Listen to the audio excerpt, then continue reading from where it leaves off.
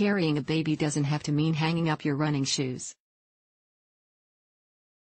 Share on Pinterest the day I conceived my daughter. I ran a 10K, which, for me, is nothing. I've run 2 marathons, dozens of half marathons, and logged thousands of unrewarded miles.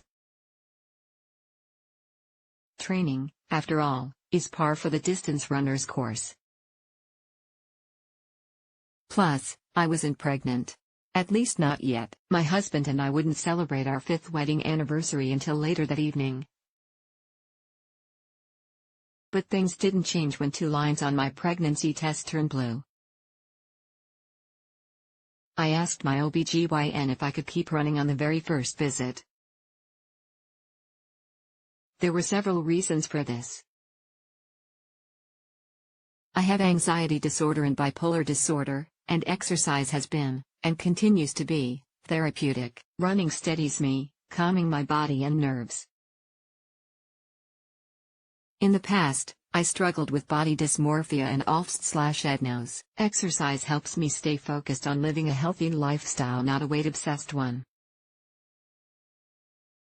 Plus, I wanted to be the best version of myself possible.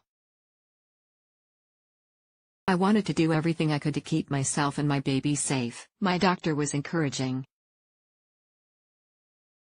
He told me I could run as long as I was comfortable. You should cut back on the distance, he said, but given your history, running 3 miles a day is fine. In fact, it's great. Staying active will even help during labor and delivery. So I ran. I bought new sneakers in my first trimester and new pants in the second. I slowed my pace and never went out without a light snack or bottle of water. I also stuck to my promise, limiting my runs to 45 minutes a day or less. And by doing this was able to run several times a week until my 38th week. Until 6 days before delivery. Is it safe? Of course, there's been much debate about physical activity during pregnancy. Female weightlifters are regularly criticized, expectant CrossFit trainers are often scrutinized, and I cannot tell you how many wayward glances I got during my late pregnancy runs. Unsolicited comments, like, "That doesn't seem safe," and, "Aren't you worried you're going to shake the baby?" were common. However, according to the American College of Obstetricians and Gynecologists, ACOG, not only is it safe for experienced runners to continue to run and work out while pregnant, it's encouraged. When you're healthy and your pregnancy isn't high risk, exercise can be a great thing, as it can reduce back pain, ease constipation, and decrease your risk of developing preeclampsia and gestational diabetes. It also promotes general wellness and health. However, ACOG notes what you can and cannot do will vary from person to person, and pregnancy to pregnancy. It is important to discuss exercise with your obstetrician or other member of your healthcare team during your early prenatal visits, they suggest. And that's exactly what I did. I spoke with my physician, and once given the green light, made a training schedule and plan. That said, even though I had my doctor's approval, felt good, and knew the facts, I still worried. What if I hurt myself or, worse, my baby? Was a 4-mile run really worth the risk? I also had good days and bad days. My hips hurt. Constantly. I tripped on 2 occasions, falling on my hands and knees, not my belly, and at least once a week, for 38 weeks, I woke with my calf locked and toes contorted. Charlie horses affected both legs. Shin splints were also common, though I've experienced the latter for years and think they had little to do with my pregnancy, but I kept going because I could. In spite of the pain, the activity kept me physically and mentally safe, ready to run.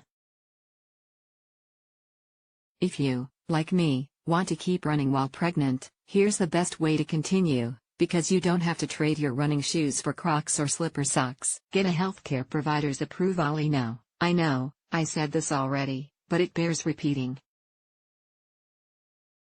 You should not begin or continue an exercise regimen without first speaking with your midwife or OBGYN. You'll likely undergo a smattering of tests and a gut physical exam at your first prenatal visit. From those assessments, plus your input on your lifestyle, mental health, and current exercise regimen, your doctor can help shape a pregnancy running routine that will work for your personal circumstances. Slow down, and know when to stop. Many runners, particularly distance runners, push themselves. After all, tackling a marathon isn't just a physical feat, it's a mental one. But pregnancy is a different sort of race, and you need to be realistic about your expectations and give yourself grace. So slow down and, when necessary, stop. Walking is also a good alternative. Eat and hydrate. Did you know dehydration can cause false labor or contractions? It's true. Dehydration can bring on Braxton Hicks. Pregnant people also need more water than the average person, as water plays an important role in the healthy development of your baby and the placenta. So bring a bottle of water with you on every run, regardless of the distance or external temperature, and eat a post-workout snack. My personal favorites included graham crackers with peanut butter and apple slices with cheddar cheese. Smartly schedule your runs. It is always in your best interest to run on well-lit streets, making sure you're wearing reflective or light-colored clothing, and in populated places. But if you are pregnant, you'll also want to run where there are public restrooms and/or storefronts with accessible facilities. Trust me, your bladder will thank you. Listen to your body. Whether this is your first pregnancy or fourth, one thing is certain: carrying a child is tough. It's also unpredictable. You never know how you'll feel from minute to minute, let alone day to day. So if you have a training run on your calendar, but find yourself too sore, tired, or sick to lace up your kicks, don't. Sometimes the best thing you can do for yourself is nothing at all. Kimberly Zapata is a mother, writer, and mental health advocate.